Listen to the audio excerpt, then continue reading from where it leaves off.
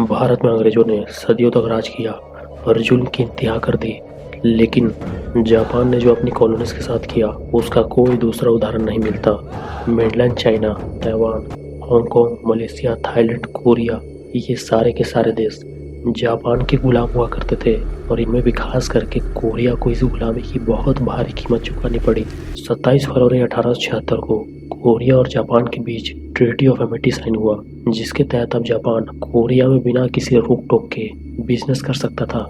चीन का status Korea के रक्षक के रूप में समाप्त हो गया और जापानी नागरिकों को कोरिया में अलौकिक अधिकार हासिल हो गए। इसी बीच 1894 में डोंगचैक किसान क्रांति शुरू हुआ, जो जापान के लिए एक अच्छा मौका था फौजी मदाखलत का।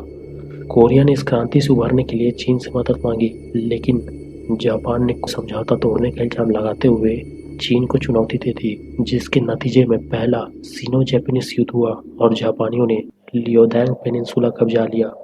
कोरिया में दिन ब दिन जापान का प्रभाव बढ़ता चला जा रहा था और रूस इस पे अपनी निगाहें गड़ाए बैठा था। दरअसल रसिया खुद भी कोरिया और मंचूरिया में डोमिनेंस हासिल करना चाहता था और इसी को लेकर 1904 से 1905 के बीच रूसो जापानीज वार हुई और रूस बुरी तरह से हारा, जिसके साथ ही जापान जदीद दौर में यूरोपियन ताकत को हराने वाला पहला देश भी बन गया।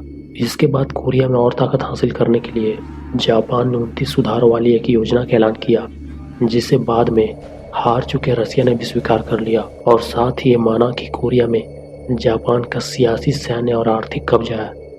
कोरिया को गुलाम बनाने की लड़ाई में जापान का आखिरी प्रतिद्वंदी भी जा चुका था और मई 1910 में जापान के युद्ध मंत्री तेराउची मासाताके को ये जिम्मेदारी सौंपी गई कि वो कोरिया के साथ पिछले 2 ट्रीटीज को आखिरी रूप दे, जिसके बाद ही जापान ने 22 अगस्त 1910 को कामयाबी से कोरिया को आधिकारिक रूप से अपना हिस्सा बना लिया, बिना कोरियाई सम्राट की सहमति के।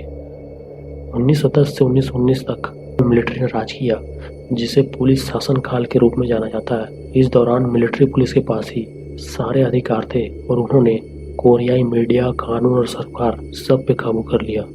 कोरिया को गुलाम बनाने के साथ ही इंपीरियल जापान ने कोरियन संस्कृति और तहजीब को खत्म करने की कोशिशें भी तेज कर दी। अब स्कूल और यूनिवर्सिटीज में कोरियाई भाषा में पढ़ाना प्रतिबंधित हो चुका था। सार्वजनिक जगहों पे कोरियन नहीं बोली जा सकती थी और फिल्में भी जापानी में बननी शुरू हो गई। गैर मंजूर ग्रंथों से इतिहास पढ़ाना अपराध हो गया और जापानियों ने 2 लाख से अधिक दस्तावेजों को जलाकर खाक कर दिया। दूसरे शब्दों में कहा जाए तो इंपीरियल जापान कोरियाई इतिहास को हमेशा के लिए मिटाना चाहता था।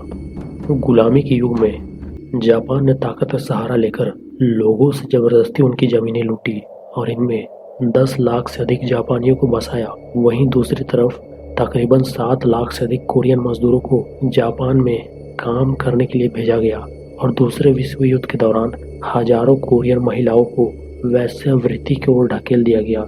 इन्हें कंफर्ट वुमेन के नाम से जाना जाता था और ये क्रूर जापानी सैनिकों के लिए होती।